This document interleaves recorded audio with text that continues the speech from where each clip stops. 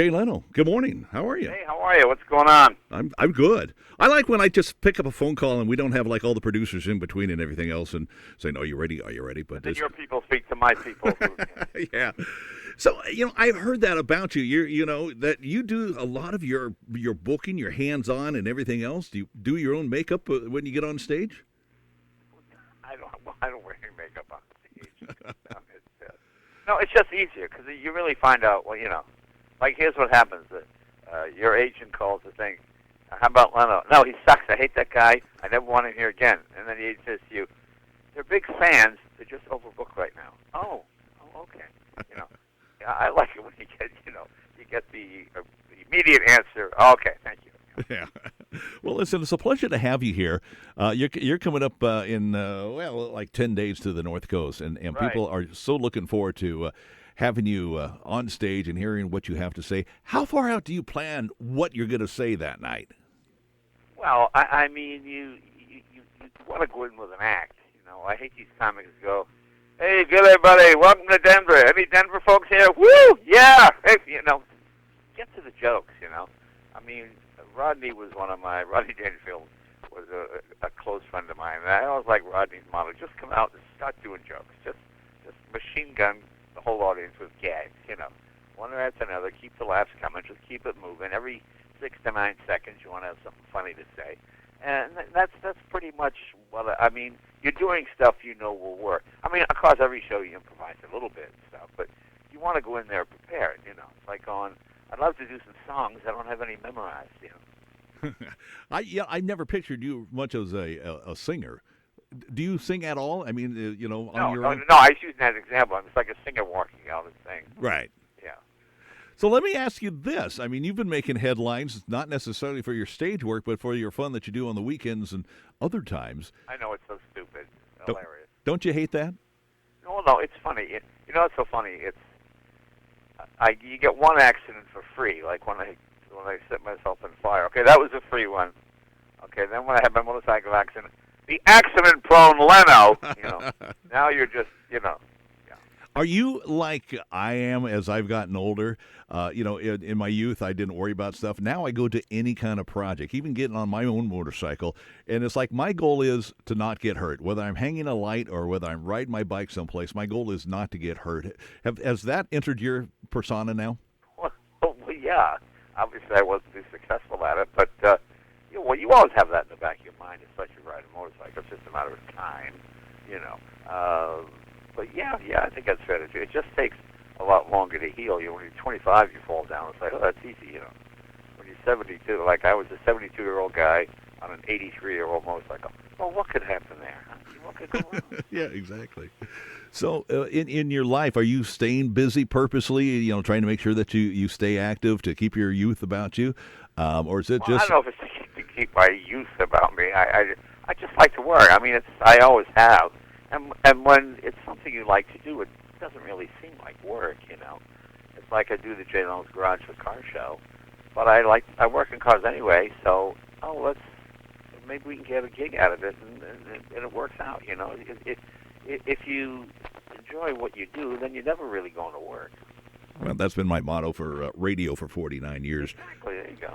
Yeah. So, is there anything? I mean, your life has given you, because of your hard work, given you the ability to probably do whatever you want to do. Is there something you have still got on your bucket list that, yeah, I'm going to do that as soon as I give myself some No. time? Actually, I'm trying to get out of stuff. No, I'm not one of those guys that. Well, I've got to climb Everest. I just want to give that a shot. No. I enjoy doing what I do. It's enough of a challenge trying to come up with new jokes, new material all the time. And that if you just do what you do, you'll be fine. Most people in show business fail not because of their talent, it's because they're bored of what they're doing and they want to do something else that they're not quite as good at.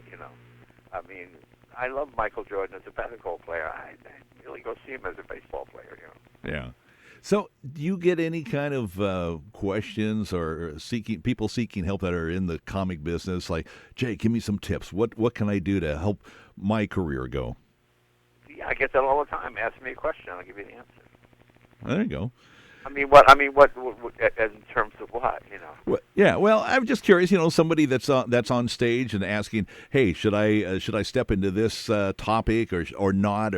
Well, here's the thing: it's show business. Most people are pretty good at the show part of it. They're just not good at the business part of it.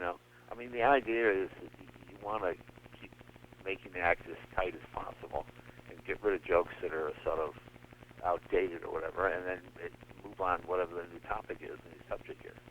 I mean, for me right now, I've just sort of taken, I do one or two political things, but we're at the point now where people want to hear what the joke is about, and if it's for or against their candidate, then they don't laugh at it, as opposed to just laughing at the jokes, I mean, I knew Rodney Dangerfield for 40 years. I have no idea who he voted for, if he was a Republican or Democrat, how he felt about global warming. It was just about the jokes. And I think you got to keep your eye on the ball. I mean, people come to a show to kind of kick back and relax and forget about the problems of the day. They don't necessarily need to be reminded of it on stage. Although there are people who do that very well. I'm not saying don't do it, but you want to go with your strengths. I completely agree with that. Do you think if you were still on TV on a nightly basis, as you were with the Tonight Show, that you would have altered and changed what you gave for jokes and content as we've gone through this whole woke period? Well, it's interesting, because I am on TV every night now. I do this show called You Bet Your Life. It's a game show, and I sold it on the premise of no politics. Because right now, no matter where you are on an issue, only half the country agrees with you. So you're always going to lose the other half of the audience. Like on the You Bet Your Life game show, there's no politics, none of that. So when people come out, I see guys, I go, oh boy, I know I'm not going to agree with this guy. But that doesn't mean he's not a nice guy.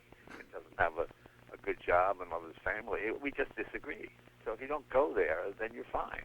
And we just got renewed for a third season of You Bet Your Life. So obviously that game plan seems to work pretty well.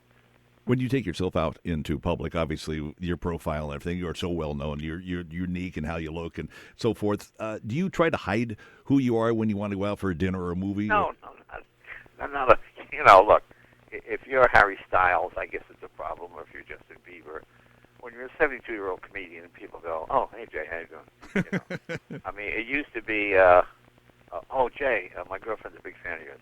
And then it became, oh, Jay, my mom's a big fan of yours. And then it became, oh, Jay, my grandmother's a big fan of yours. Now I'm at the point where, oh, Jay, my grandmother's dead, but when she was alive, she liked you. So that's kind of where you are now. I see. All right. One last question. Sure. What kind of project car or motorcycle for us guys or the people that like that are you working on right now and going to tinker with this weekend? Oh, there's a bunch of stuff. I've got a couple of. I like steam. I've got a couple of antique steam cars that I'm playing with, but it's just doing a lot of maintenance.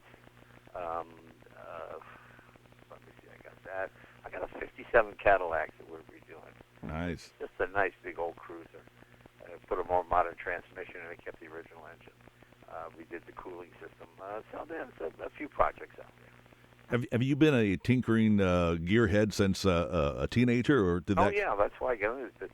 I used to work at car dealerships, and I realized, okay, I'm never going to afford one of these by working here. Okay, I got to come up with a better gig. So. Well, it's worked out for you. Hey, thanks. Yeah. Well, listen, Jay, look forward to seeing you.